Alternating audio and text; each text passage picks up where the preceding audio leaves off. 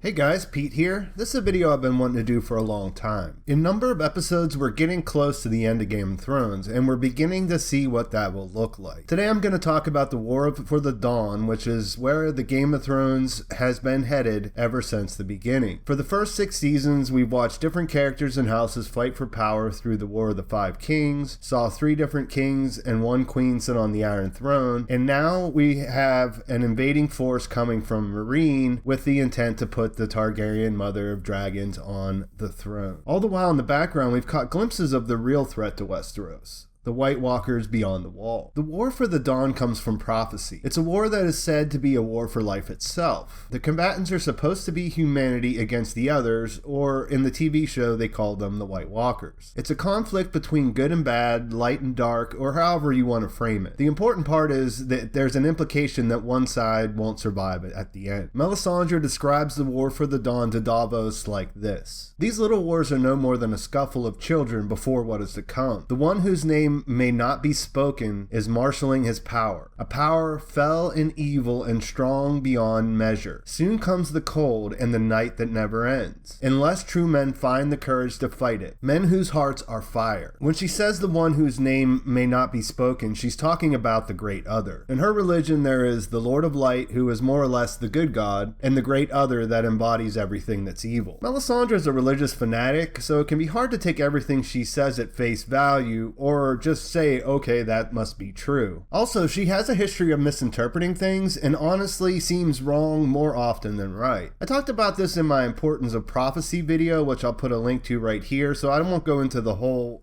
concept, but what Melisandre sees generally tends to happen. It's not that what she sees is false, but that it's vague, which means there's a good chance the details that she fills in won't be exactly right. Even if you want to discredit the idea that R'hllor and the Great Other exist, it should be obvious by now that the White Walkers will play an important role in the series' conclusion. The first scene we see on the show is also the first scene where the White Walkers pop up. You don't create a supernatural race of evil creatures just to have them hang out beyond the wall and never do anything with them. So they've never really been in the forefront of things, but they've always been there gaining strength and getting ready to come and basically attack men. Beyond that, we have a pretty rich backstory that is foundational in the way this world has been put together. The Wall is a big part of Game of Thrones, and the Wall was built to keep the White Walkers out. Humanity may have lost sight of this in the thousands of years since the last confrontation, but everyone near the Wall right now knows that things are changing and that something's going on at this point in time. One of the things that makes George R.R. Martin's world building so interesting to me is the way he crafts the history of his world in a realistic way. What I mean about this is that the history we know isn't necessarily to be trusted. Just like history in our own world, it's written by the victors, influenced by politics, and different mythologies interpret events through different lenses. If you take the World Book or the World of Ice and Fire or something like The Princess and the Queen as examples, they're written by maesters. I mean, not literally, since maesters aren't real, but from the point of view of maesters. Instead of laying out a true historical record from an omniscient source, we get the distorted views of people who have human motivations to tell those stories in a certain light. Without going too far into it, think about Archmaester Gildan's sources for The Princess and the Queen. One was Mushroom, a dwarf fool that people thought was a lackwit. The fact that he was a lackwit caused nobles to speak freely around him, which meant he had access to certain sensitive information. The other was Septon Eustace, who was a more pious source. Their agendas when spinning tales are completely different, and we see that the truth likely lies somewhere in the middle of what each person says. With that out of the way, let's look at what we know about this battle for the Dawn, the Long Night, and the Last Hero. The battle for the Dawn is the historical thing that happened in the past. The War for the Dawn is the prophesized battle that's supposed to be coming. So what do we know about this? The short answer is not much, considering the effect it had on the known world. We know it happened during the Age of Heroes, and that it was a legendary battle against the Others or the White Walkers, depending on which you choose to call them. It marked the end of the Long Night and could possibly be connected to the legends of the Prince that was promised, Azor Ahai, and the Last Hero. The Long Night is how the Westerosi refer to a period when a terrible darkness fell across the known world. It happened approximately 8,000 years before Aegon's conquest, in the midst of a great winter that lasted for generations. The Long Night itself lasted for a generation and laid waste through famine and terror. This natural event by itself nearly wipes people out, but that wasn't the only thing that the Long Night is remembered for. Legend says that in the midst of this darkness, an army of apparent supernatural beings emerged from the northernmost regions of Westeros. These White Walkers came from the polar regions of the lands of always winter. They wielded razor-thin swords of ice and raised wights to fight the living. The children of the forest and their allies, the first men, fought valiantly against them, but were driven southwards by their advance. The White Walkers were eventually beat back when it was discovered that weapons made of dragon glass could kill them. The story goes that the last hero sought out the children of the forest who gave him this information, and then the last hero founded the Night's Watch, who were able to drive the others back in the battle for the dawn. That's pretty much all we know for sure, and it's important to remember that this is the Westerosi account of the story, which differs from the legends further east. Even though they're different, they basically all tell the same story. If you're a show-only fan, you might be thinking, well, what the hell, didn't the children of the forest create the White Walkers? To which the answer is yes, only that hasn't been revealed in the books yet, so nothing more is known about it. We sort of know that a guy named Bran the Builder, who might or might not have been the last hero, built the wall to stop this sort of thing from happening in the future. I say sort of know because George R.R. Martin has made comments to the effect of, we don't really know if Bran the Builder ever lives. I went into that in more detail in my video about the wall coming down, so I'm not going to go over it again, but it all ties back to what I was talking about just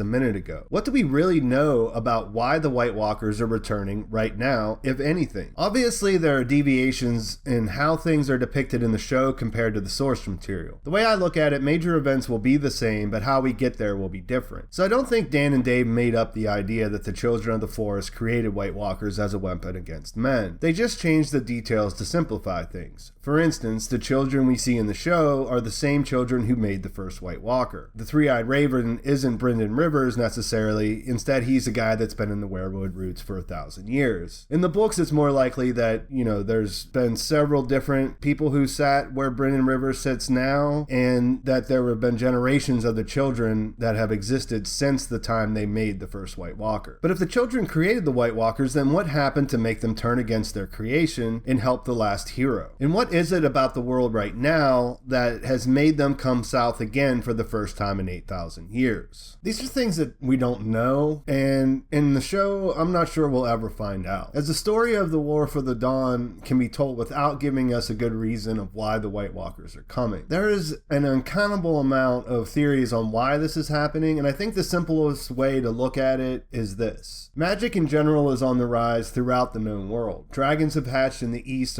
and are coming back to Westeros. In the books, the glass candles are burning, and so on. So you can make a case that the White Walkers are moving now because of that, or something related to that. The other possibility is that men have broken some sort of pact that was made at the end of the Battle for the Dawn, which held the peace in place. If you're thinking, well, aren't the White Walkers just demon creatures? How do you make a pact with that? Well, just think about Craster and his male offspring. Obviously, they left him and his wives alone in exchange for the boys. So that would say it's possible to make deals with them. As for why the children of the forest turned on their own creation, it seems likely that they lost control of them. And instead of just being a threat to men, they ended up threatening the children as well. There's a lot of cool speculation about why all of that stuff is happening, and I would be glad to make some different videos if there's interest in it, but for now, let's just focus on what we know is going to happen. There is a war coming that will eclipse any of the conflicts that exist in the Seven Kingdoms right now. Whether you want to use Melisandre's words or say it in a different way, that's definitely what's going to happen. The consensus is that the wall will no longer be standing at the end of Season 7, and that Season 8 will consist of all the characters that are still left alive fighting against the others. The White Walkers and their reanimated army of wights are the ice, and men and their dragons are the fire. It's a little bit oversimplified, but that's basically all we need to know. So let me know what you guys think in the comments. How do you think this is all going to play out? Who do you think will come out on top? Who will lead the men against the White Walkers? Will some of our favorite characters sacrifice their lives? And what will be left of the Seven Kingdoms when it's all said and done? Please like the video if you enjoyed it, and please subscribe to my channel. I've been trying to get to answer all of your questions in the comments, and I really enjoy hearing all your theories. The giveaway is still going on for subscribers who leave comments. When I hit 18,000, I will pick one subscriber with a random comment picker and then send them a copy of The Night of the Seven Kingdoms by George R.R. Martin. Subscribe and comment so that you will automatically be eligible to win. Thanks for watching. I'll talk to you soon.